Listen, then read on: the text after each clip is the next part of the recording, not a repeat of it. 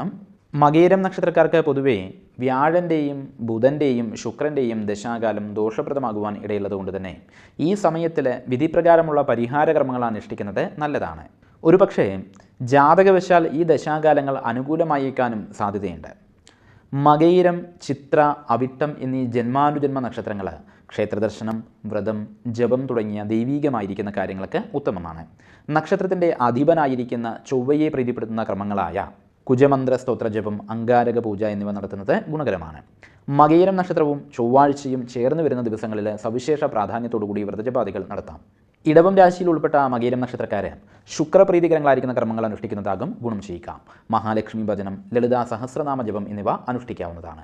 മിഥുനം രാശിയിൽ ജനിച്ച മകയിരം നക്ഷത്രക്കാർ രാശിയുടെ അധിപനായ ബുധനെ പ്രീതിപ്പെടുത്തുന്ന ക്രമങ്ങളായിരിക്കുന്ന ശ്രീ വിഷ്ണു സഹസ്രനാമ ജപം, ശ്രീകൃഷ്ണാദി അവതാര വിഷ്ണു ക്ഷേത്ര ദർശനം, ഏകാദശി വ്രതം തുടങ്ങിയ ശുഭകാര്യങ്ങൾ അനുഷ്ഠിക്കാവുന്നതാണ്.